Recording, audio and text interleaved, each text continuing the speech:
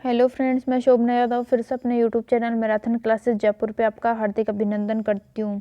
ये फ्रेंड्स, मैं फिर से आपके लिए जो पर्यावरण के जो अपनी टीचिंग एग्ज़ाम्स हो और जो एग्जामिनेशन है, कंपटीशन एग्जामिनेशन है, उनके लिए आप जो पर्यावरण के इम्पोर्टेंट क्वेश्चन है उसका से एक समावेश लेकर आपके सामने उपस्थित हुई हूँ।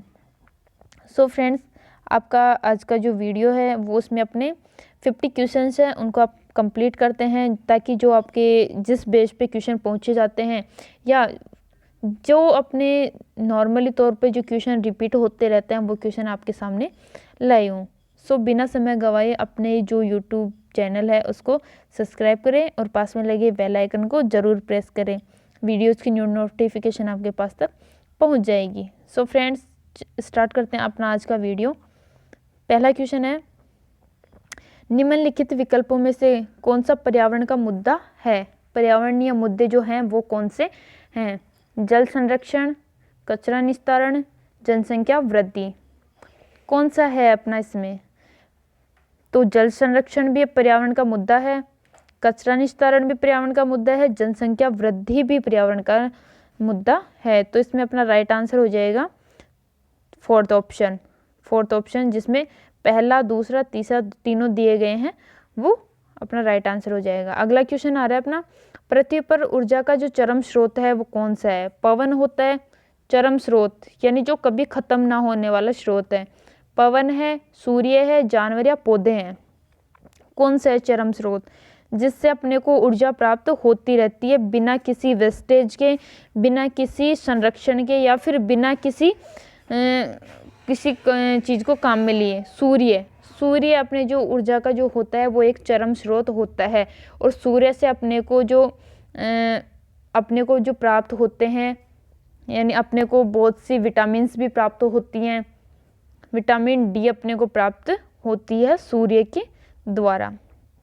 अगला क्वेश्चन आ रहा है अपना, निम्नलिखित में से कौन हमारे पर्यावरण के अपघटन के लिए उत्तरदायी नहीं है? कौन सा नहीं है? अपघटन के लिए उत्तरदायी नहीं है। ठोस अवशिष्ट फेंकना, वनोन्मूलन, जीवाश्म ईंधन का प्रयोग या वन रोपण। कौन सा नहीं? अगर अपने को पूछता अपघटन के लिए उत्तरदायी है, अपघटन के लिए उत्तरदायी है तो क्या होता? तो होता ठोस अवशिष्ट फेंकना, वनोन्मूलन होने या जीवाश्म ईंधन का प्रयोग। लेकिन अपने को यहाँ पे पूछ रहा है नहीं है। मैंने पहले वीडियो में आपको बता दिया था कि बहुत से स्टूडेंट इसी मैटर में ज़्यादा कंफ्यूज होते हैं कि कौन सा है कौन सा नहीं है। तो अपने को ये क्वेश्चंस आराम से पढ़ना है, क्वेश्चन को आराम से समझना है, क्वेश्चन अपने से क्या पूछना चाह रहा है। तो इसमें कौन सा नहीं है? तो सी ऑप्शन, यानी वनारोपण नहीं है। अगला क्वेश्चन आ रहा है अपना, रमन को उसके पड़ोसी ने 4 किलो आंवला उपहार में दिए, वह मुरब्बा बनाने की योजना बनाता है, उसे किस तकनीक को अपनाने की जरूरत है? कौन सी तकनीक को मुरब्बा बनाने के लिए कौन सी जो तकनीक है वो काम में ली जाती है? संरक्षण, परिरक्षण, अपघटन या पाश्चुकरण। पाश्चुकरण द्वारा दूध को दही में बदला जाता है, अपघटन द्वारा जो जैविक जो रासायनिक होते हैं उनको वो किया जाता है। संरक्षण द्वारा किसी चीज़ को अपन बचा के रख सकते हैं, लेकिन परिरक्षण द्वारा कोई चीज़ है उसको खाने योग्य या उसको उपयोग करने योग्य बना सकते हैं। अगला क्वेश्चन आ रहा है अपना, निम्नलिखित में से कौन सा पक्षी स्वयं के नीड का निर्माण करता है? नीड यानी घोंसला। बहुत से ऐसे अपने आ जाते हैं जिनका अपन इंग्लिश में अपने को दे देता है, लेकिन अपन हिंदी में उसको समझ नहीं पाते। तो कौन सा पक्षी नीड का निर्माण नहीं करता है, यानी घोंसले का निर्माण नहीं करता है? गोरैया करती है, बुलबुल भी करती है, कौवा भी करता है, लेकिन कोयल है वो कभी भी घोंसले का निर्माण नहीं करती है। वो किसी ना किसी घोंसले में जाके किसी का भी घोंसला हो उसमें जाके बैठ जाती है और वहीं पे अपने बच्चे दे देती है। अगला क्वेश्चन आ रहा है अपना, अशुद्ध जल को शोधित किया जाता है, अशुद्ध जल हो उसको शुद्ध किया जाता है, अवांछित रसायन हटाकर जी कर सकते हैं, जैविक संदूषण हटाकर हो सकता है, गैसों को हटाकर भी हो सकता है। तो इसमें डी ऑप्शन अपना बिल्कुल राइट आंसर हो जाएगा, डी ऑप्शन अपना बिल्कुल राइट आंसर हो जाएगा। अगला क्वेश्चन आ रहा है अपना, EVS एकीकरण है। EVS एकीकरण क्या है? पारिस्थितिकी, इन्वायरमेंटल, विषाणु विज्ञान, वायरस साइंस विज्ञान का, यानी पारिस्थितिकी, विषाणु विज्ञान और विज्ञान का एकीकरण है EVS। पर्यावरण को शॉर्टकट में EVS कहा जाता है और इसका पूरा नाम क्या है? पारिस्थितिकी से लेकर विषाणु विज्ञान तक, यानी छोटे से लेकर बड़े तक प्लस विज्ञान का जो एकीकरण है वो उसमें EVS में किया जाता है। अगला क्वेश्चन आ रहा है अपना,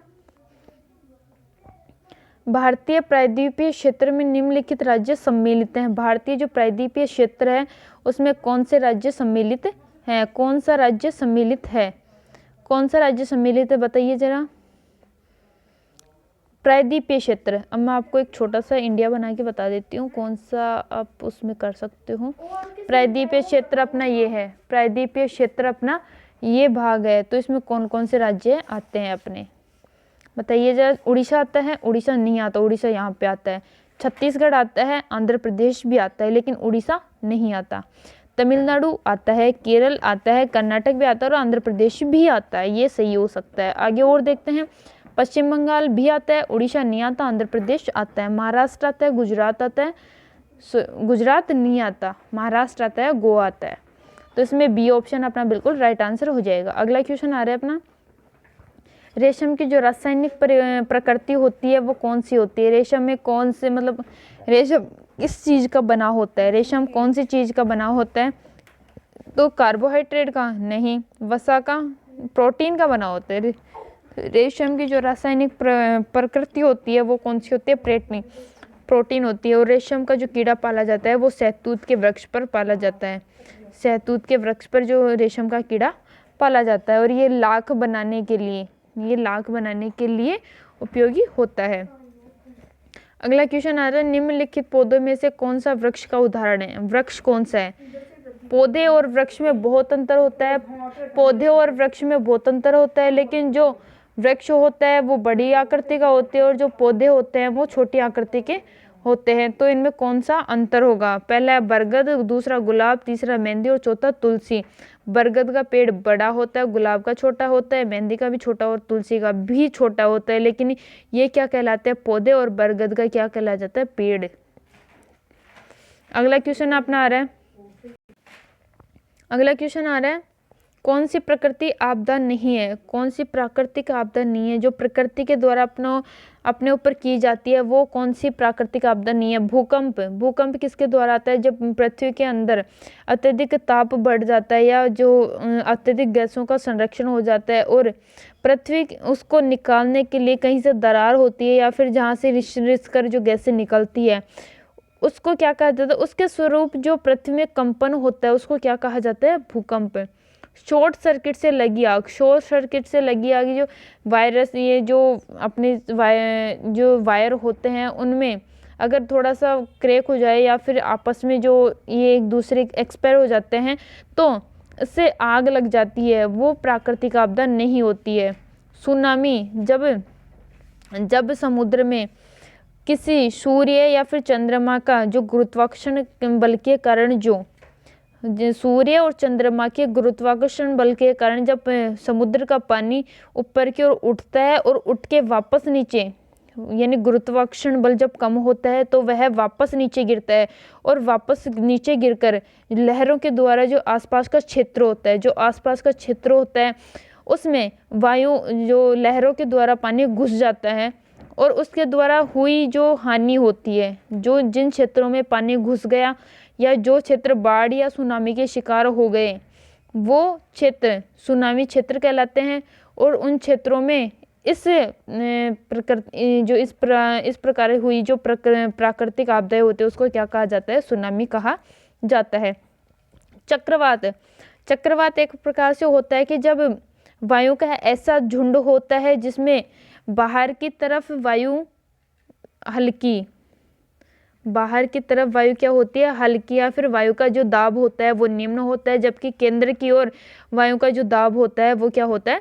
अत्यधिक होता है, जिससे वायु इस गोल आकार में घूमने लगती है और इसके द्वारा जो अंदर की वस्तुएं हैं या फिर जल है उसको अपने साथ लेकर चलती चलती चलती जिस क्षेत्र में पहुंचकर वर्षा करती है उसको कहते हैं चक्रवातीय वर्षा।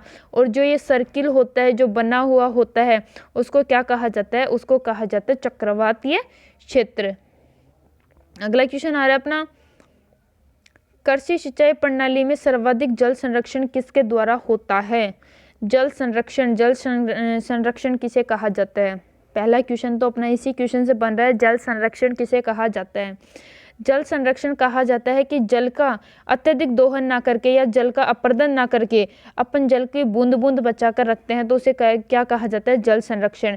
यानी जितना अपने उपयोग में आ रहा है उतना जल का उपयोग ही करना, अत्यधिक जल का बहाव नहीं करना या फिर जल को अत्यधिक फालतू नहीं फेंकना, उसको क्या जल संरक्षण कहा जाता है। चड़स, ट्यूबवेल, बूंद सिंचाई या फव्वारा। चड़स द्वारा भी पानी का अपरदन होता है, ट्यूबवेल द्वारा भी होता है, फव्वारा द्वारा भी होता है, लेकिन बूंद सिंचाई द्वारा पानी का अपरदन नहीं होता और यह जल संरक्षण के लिए महत्वपूर्ण एक प्रणाली सिंचाई प्रणाली है। अगला क्वेश्चन आ रहा है, प्रकाश संश्लेषण क्रिया में पादपों द्वारा वातावरण से कौन सी गैस अवशोषित की जाती है? प्रकाश संश्लेषण जो प्रक्रिया होती है उसमें कौन सी गैस पादपों द्वारा अवशोषित की जाती है? तो वो की जाती है कार्बन डाइऑक्साइड। उसके बदले मुक्त कौन सी की जाती है? O2 यानी ऑक्सीजन गैस मुक्त की जाती है। अगला क्वेश्चन आ रहा है अपना, अगला क्वेश्चन है, विश्व पर्यावरण दिवस कब मनाया जाता है? विश्व पर्यावरण दिवस कब मनाया जाता है? तो विश्व पर्यावरण दिवस प्रतिवर्ष, विश्व पर्यावरण दिवस प्रतिवर्ष 5 जून को मनाया जाता है। प्रतिवर्ष 5 जून को विश्व पर्यावरण दिवस के रूप में मनाया जाता है। अगला क्वेश्चन आ रहा है, निम्नलिखित में से कौन सी खुराक में प्रोटीन अधिक नहीं होता? कौन सी खुराक में प्रोटीन अधिक नहीं होता है? पनीर प्रोटीन का बना होता है, दालों में प्रोटीन की मात्रा अधिक होती है और मांस में प्रोटीन वसा की मात्रा भी अधिक होती है, लेकिन शुद्ध घी में प्रोटीन और वसा की मात्रा एकदम लिमिटेड होती है, फिर संतुलित होती है। अगला क्वेश्चन आ रहा है अपना, प्राकृतिक संसाधन होते हैं। फर्स्ट क्वेश्चन अपना आ रहा है, प्राकृतिक संसाधन किसे कहते हैं? पहला तो अपना ये प्राकृतिक संसाधन किसे कहते हैं, दूसरा है संसाधन होते क्या हैं। प्राकृतिक संसाधन प्रकृति के द्वारा अपने को प्राप्त किए हुए या जो संसाधन प्रकृति के द्वारा प्राप्त करते हैं उन संसाधनों को प्राकृतिक संसाधन कहा जाता है। अब संसाधन कौन से होते हैं? तो संसाधनों की परिभाषा होती है कि वे पदार्थ जो मनुष्य की आवश्यकताओं की पूर्ति करते हैं। वे पदार्थ जो मनुष्य की आवश्यकताओं की पूर्ति के लिए आवश्यक होते हैं या आवश्यकताओं की पूर्ति करते हैं उन्हें क्या कहा जाता है? संसाधन। और संसाधन हमेशा भूमि से या ज़्यादातर जो संसाधन होते हैं वो अपने भूप्रपट्टी से प्राप्त किए जाते हैं। तो संसाधन भूप्रपट्टी द्वारा खोदकर निकाले जाने वाले पदार्थ जो मनुष्य की आवश्यकताओं की पूर्ति में सहायक होते हैं उन्हें संसाधन कहा जाता है। और प्राकृतिक संसाधन वे होते हैं जो प्रकृति द्वारा प्रदान किए जाते हैं, जैसे जल अपन ने नहीं बनाया जल, ये अपना प्रकृति प्रदत्त है। खनिज ये भी प्रकृति द्वारा बनाए गए हैं। अब खनिजों का निर्माण कैसे होता है? करोड़ों लाखों वर्ष पहले जब पृथ्वी में हलचल मची, हलचल मचने से पृथ्वी के जो स्थल मंडल में थे वो भाग अंदर घुस गए या फिर जो अपनी सभ्यताएं थी वो दबकर नष्ट हो गई। और अत्यधिक ताप एवं दाब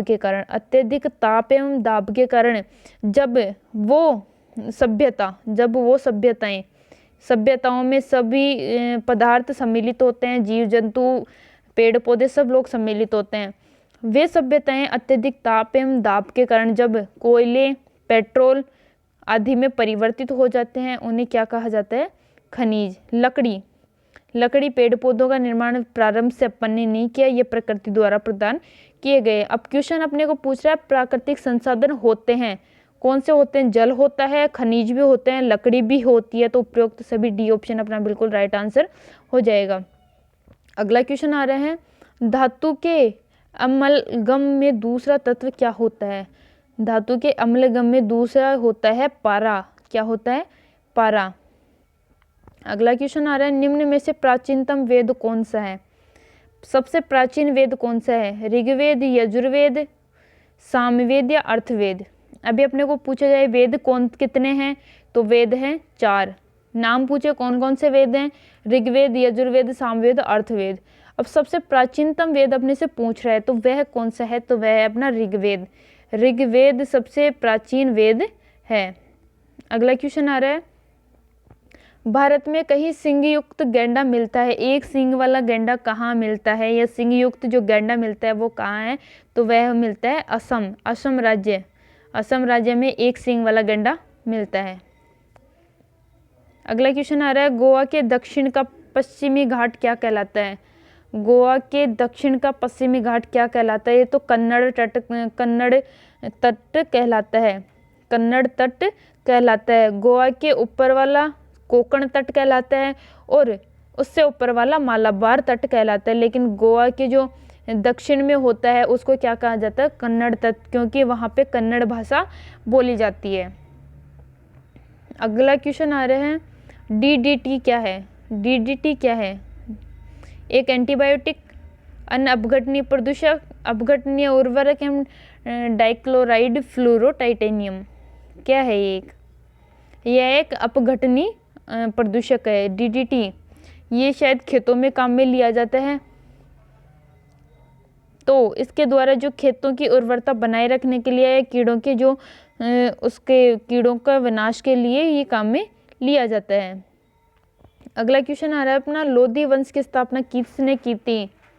ये अपना हिस्ट्री का क्वेश्चन आ गया। लोधी वंश हिस्ट्री का क्वेश्चन है, लोधी वंश की स्थापना किसने की थी? बहलोल लोधी, इब्राहिम लोधी, सिकंदर लोधी, उपयुक्त में से कोई नहीं। तो इसकी स्थापना की थी बहलोल लोधी ने।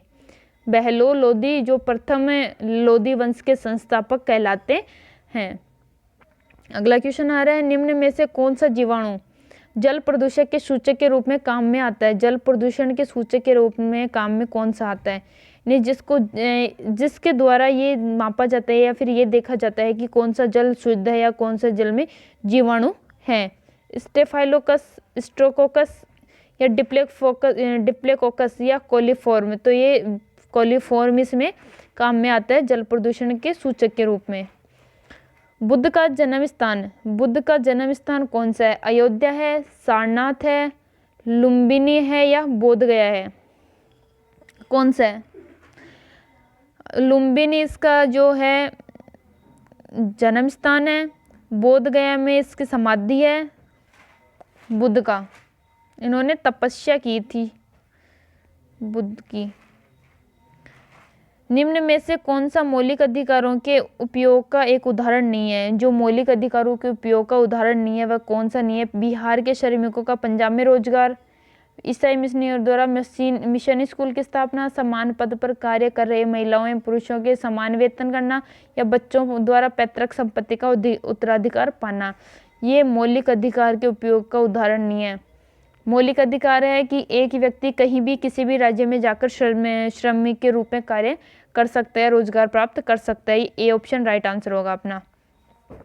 ईसाई मिशनरी द्वारा मिशन स्कूल की स्थापना, ईसाई मिशनरी मिशन स्कूल की स्थापना कर सकते हैं ईसाई बच्चों के शिक्षण के लिए। समान पद पर कार्य कर रहे महिला एवं पुरुष में समान वेतन प्राप्त करना, ये बिल्कुल मौलिक अधिकार है कि जब स्त्री पुरुष एक ही पद पर कार्य कर रहे हो तो उनका वेतन भी समान होना चाहिए।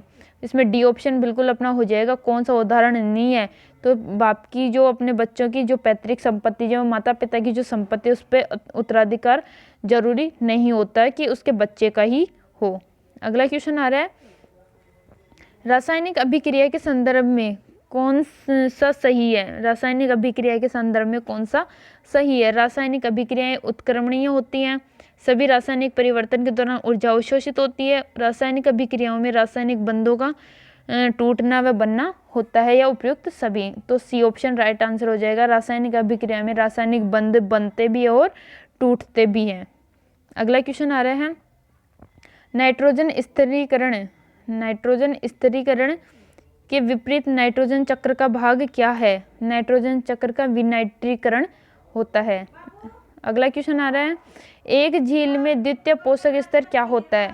एक झील में द्वितीय पोषक स्तर क्या होता है? कवक होते हैं, नितल बेंथास होता है, जंतु प्लवक होते हैं या पादप प्लवक होते हैं। तो एक झील में जो द्वितीय पोषक स्तर होता है वो जंतु प्लवक होता है।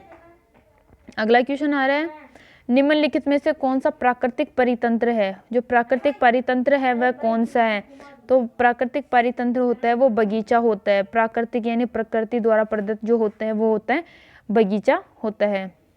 अगला क्वेश्चन अपना आ रहा है, जल में किस रोगजनक सूक्ष्म जीव की उपस्थिति संदूषण का सूचक होती है? कोलिफॉर्म जीवाणु द्वारा संदूषण या शुद्ध जल की जो मात्रा का पता चलता है वो होता है कोलिफॉर्म जीवाणु। अगला क्वेश्चन आ रहा है, निम्नलिखित में से कौन सा राज्य गंगा कार्य योजना द्वितीय चरण में सम्मिलित नहीं है? गंगा कार्य योजना में जो सम्मिलित नहीं है वह कौन सा है? झारखंड है, उत्तराखंड है, एमपी है या हरियाणा है? तो जो द्वितीय कार्य योजना में सम्मिलित है वो है झारखंड है, उत्तराखंड है, हरियाणा भी है। लेकिन जो सम्मिलित नहीं है वो कौन सा नहीं है? एमपी यानी टाइगर स्टेट के नाम से जिस राज्य को जाना जाता है वह जो गंगा का द्वितीय चरण है उसमें शामिल नहीं है। अगला क्वेश्चन आ रहा है, अब गंगा के नाम से याद आ गया तो बता देते, Ganga action plan, Ganga action plan क्यों चलाया गया? गंगा एक्शन प्लान क्यों चलाया गया? तो गंगा एक्शन प्लान चलाया गया था गंगा नदी की स्वच्छता को लेकर। गंगा नदी में जो प्रदूषण है वो फैलाने वाले कारकों को दूर करके या फिर जो उद्योगों का जो मलबा है उसको दूर फेंक कर, अर्थात ये प्लान, इस प्लान के द्वारा जो भी गंगा नदी में जो प्रदूषण सामग्री डालेगा या फिर जो कचरा डालेगा उसके प्रति एक कठोर कानून बनाया गया है और गंगा नदी की साफ सफाई के लिए गंगा एक्शन प्लान काम कर रहा है। अगला क्वेश्चन अपना आ रहा है, कोयला, लाइमस्टोन, पेट्रोलियम, जंतु कवच सभी सम्मिलित हैं। तो ये कोयला, लाइमस्टोन है, पेट्रोलियम, जंतु कवच सभी सम्मिलित किसमें? ऑक्सीजन चक्र में, फास्फोरस, नाइट्रोजन या कार्बन चक्र में? तो कार्बन चक्र में। पहले आपको बता दिया कि जो संसाधनों का निर्माण होता है वो कार्बन चक्र द्वारा ही होता है, जिसमें कोयला, लाइमस्टोन, पेट्रोलियम, जंतु कवच निर्माण होता है। अगला क्वेश्चन अपना आ रहा है, निम्नलिखित में से कौन सा अपवर्ज्य खरपतवार है? सोयाबीन, बाजरा, लोबिया या पोर्थिनियम? कौन सा है अपवर्ज्य है यानी जिसका अपन काम नहीं करते, वो कौन सा है? सोयाबीन नहीं है, बाजरा भी नहीं है, लोबिया भी नहीं है, लेकिन पोर्थिनियम होता है। अगला क्वेश्चन आ रहा है, निम्नलिखित में से कौन सा अजैव कारक नहीं है? सूर्य का प्रकाश, जल, अपघटक या ताप? अजैव कारक हैं जिनमें जैविक क्रियाएं होती है वो नहीं होती, वो उनको क्या कहा जाता है? अजैव कारक। तो अजैव कारक कौन से होते हैं? अजैव कारक सूर्य का प्रकाश भी होता है, जल भी होता है और ताप भी होता है। लेकिन अपघटक होते हैं उनमें जैविक कारक होते हैं जिनके द्वारा अपघटन कार्य किया जाता है। अपघटक जो जैव होते हैं उनके द्वारा अपघटन का कार्य किया जाता है। अगला क्वेश्चन आ रहा है अपना, असत्य। अपने को यहाँ पे जो गलत क्यों कथन है वो पूछा रहा है कि कौन सा कथन गलत है। परितंत्र के विभिन्न घटक अन्योन्याश्रित होते हैं। ऊर्जा का ह्रास परितंत्र के पोष स्तरों की संख्या सीमित करता है। ओजोन सरण में CFC का प्रमुख योगदान होता है, या मानव क्रियाकलापों द्वारा उत्पन्न कचरा सदैव जैव निम्नीकरणीय होता है। तो अपना जो चौथा है वो अपना राइट आंसर हो जाएगा कि मानव क्रियाकलापों द्वारा उत्पन्न कचरा होता है वो जैव निम्नीकरणीय होता है, जिसके द्वारा अपन उसको जैविक यानी उसको एक खाद के रूप में काम में ले सकते हैं। अगला क्वेश्चन आ रहा है अपना, निम्नलिखित में से किस क्षेत्र में जैव विविधता अधिकतम होती है? कौन से क्षेत्र में होती है? शीतोष्ण वन में होती है, टेगा वन में होती है, उष्णकटिबंधीय जलवर्षा वन में होती है, मैंग्रोव वन में? कौन से में होती है जैव विविधता? यहाँ पे जहाँ पर अत्यधिक वर्षा होगी उसे कहा जाता है जैव विविधता क्षेत्र। तो जैव विविधता क्षेत्र कौन से में अधिक है? शीतोष्ण वन में नहीं होता है, टेगा वन में भी नहीं होता है, उष्णकटिबंधीय वर्षा वन में होता है, लेकिन मैंग्रोव वन में नहीं पाया जाता। इसमें C ऑप्शन अपना बिल्कुल राइट आंसर हो जाएगा। अगला क्वेश्चन आ रहा है अपना, वायु प्रदूषण के संदर्भ में असंगत को पहचाने। वायु प्रदूषण के स्मोक, अम्लवर्षा, निलंबित कणीय पदार्थ सुपोषित इसमें नहीं होता है, असंगत नहीं है। स्मोकिंग यानी जो धूम्रपान करते हैं, अम्ल वर्षा, जो वर्षा पहली वर्षा होती है उसको अम्ल वर्षा कहते थे। निलंबित कण पदार्थ SPM होते हैं जो वायु प्रदूषण का कार्य करते हैं। अगला क्वेश्चन अपना आ रहा है, विश्व वन्य जीव सप्ताह मनाया जाता है। विश्व वन्य जीव सप्ताह कब मनाया जाता है? अपना क्वेश्चन आ रहा है, विश्व वन्य जीव सप्ताह कब मनाया जाता है? कब मनाया जाता है? अक्टूबर के प्रथम सप्ताह में। वन्य जीव सप्ताह अक्टूबर का जो प्रथम, अक्टूबर माह का जो प्रथम सप्ताह है उसको जो वन्य जीव सप्ताह दिवस मनाया जाता है, यानी 1 अक्टूबर से लेकर 7 अक्टूबर तक। अगला क्वेश्चन आ रहा है, पृथ्वी की सतह पर निकट मुख्य वायुमंडलीय परत कौन सी है? क्षोमंडल है, मध्यमंडल है, आयनमंडल या समताप मंडल है? कौन सी मंडल है? क्षोमंडल पहली परत होती है, समताप मंडल दूसरी परत होती है, मध्यमंडल आयनमंडल तीसरी होती है, मध्यमंडल चौथी होती है, पांचवी होती है बहिर्मंडल। तो पहली वायुमंडलीय परत पूछ रहा है अपने को, तो यहाँ पे ए ऑप्शन बिल्कुल राइट आंसर हो जाएगा, क्षोभ मंडल। अगला क्वेश्चन आ रहा है अपना, निम्नलिखित देशों में से किसकी जैव विविधता सर्वाधिक है? जैव विविधता जिसमें सर्वाधिक पाई जाती है वो कौन सा है? तो ब्राजील में जैव विविधता सर्वाधिक पाई जाती है। अगला क्वेश्चन आ रहा है अपना, फास्फोरस चक्र अप्रायिक होता है क्योंकि यह पूर्ण रूपेण होता है, ये अवसादी होता है। अब ये अवसादी होता है मतलब ये शैल का प्रकार हो गया, और शैल कितने प्रकार के होते हैं? यानी शैल होती हैं, अपने से पूछ रहा है शैल यानी जो पर्वत होते हैं वो कितने प्रकार के होते हैं? ये होते हैं 3 प्रकार के। पहली है आग्नेय शैल, दूसरी है अवसादी शैल और तीसरी है कायांतरित शैल। आग्नेय शैल जिसका निर्माण ज्वालामुखी प्रक्रिया द्वारा हुआ, अवसादी शैल जिसका निर्माण आग्नेय चट्टानों के अपक्षय एवं अपर्दन के द्वारा हुआ हो, और कायांतरित शैल उचित ताप एवं उचित दाब के कारण जब अवसादी शैलों का रूपांतरण हो जाता है तो वे कायांतरित शैलों में परिवर्तित हो जाती हैं। अगला क्वेश्चन आ रहा है अपना, स्थलीय हरे पादपों की पत्तियां द्वारा उपलब्ध सौर ऊर्जा का कितना भाग खाद्य ऊर्जा में परिवर्तित होता है? तो 1% ही इसमें परिवर्तित होता है। अगला क्वेश्चन आ रहा है अपना, निम्नलिखित में से कौन सा एक जल प्रदूषक नहीं है? उर्वरक है, उर्वरकों द्वारा जल प्रदूषण हो रहा है। पारा लवण और कीटनाशी भी द्वारा भी होता है, लेकिन एरोसोल द्वारा नहीं होता है, तो बी ऑप्शन अपना बिल्कुल राइट आंसर हो जाएगा। अगला क्वेश्चन अपना आ रहा है, CFC मुख्य रूप से उत्तरदायी है। CFC ओजोन संरक्षण के लिए, हरित गृह प्रभाव के लिए, अम्ल वर्षा के लिए, स्मोक के लिए। हरित गृह प्रभाव, अम्ल वर्षा या स्मोक के लिए, ओजोन संरक्षण के लिए CFC यानी क्लोरोफ्लोरोकार्बन जो गैस होती है वो ओजोन जो परत है उसका जो ह्रास हो रहा है उसके लिए उत्तरदायी है। अगला क्वेश्चन अपना आ रहा है, अमृता देवी बिश्नोई के त्याग के लिए प्रसिद्ध खेजड़िली गांव स्थित है। खेजड़िली गांव कौन से जिले में स्थित है? तो वह जोधपुर जिले में। तो ये किसके त्याग के लिए प्रसिद्ध है? ये अमृता देवी बिश्नोई के त्याग के लिए प्रसिद्ध है। अगला क्वेश्चन अपना आ रहा है, प्रमुख संसाधन जो स्थल पर एवं जीवन का निर्धारण करता है। जीवन का निर्धारण कौन सा करता है? मृदा की प्रकृति? नहीं। तापक्रम? नहीं। मृदा का pH? नहीं। जल, क्योंकि जहाँ पर जल व्याप्त है वहाँ पर मनुष्य या जीवन की जो संकल्पना है वो कार्य करती है। अगला क्वेश्चन अपना रहा है, नहर सिंचाई का स्थानीय प्रणाली कुल्ह लोकप्रिय है। नहर सिंचाई को स्थानीय भाषा में कलह कहा जाता है, वह कहाँ कहा जाता है? वह हिमाचल प्रदेश में कहा जाता है। अगला क्वेश्चन अपना रहा है, एक स्थलीय पारिस्थितिकी तंत्र में निम्नलिखित में से सर्वाधिक संख्या किसकी है? तो वह अपघटक की। उत्पादक बहुत कम होते हैं, प्राथमिक उपभोक्ता एवं द्वितीयक उपभोक्ता के अतिरिक्त जल अपघटक होते हैं, उसकी जो तंत्र में सर्वाधिक संख्या होती है वो अत्यधिक होती है। अगला क्वेश्चन अपना आ रहा है, हरित गृह प्रभाव किसे संबंधित नहीं है? पृथ्वी का औसत तापमान बढ़ता है, त्वचा कैंसर प्रेरित करता है, पृथ्वी सतह पर ऊष्मा को निकासी को रोकता है। तो किससे संबंधित नहीं है? तो वह स्वपोषित से संबंधित नहीं है, क्योंकि हरित गृह प्रभाव में ये तीनों प्रक्रियाएं संचालित होती हैं। स्मॉग है, स्मॉग क्या है?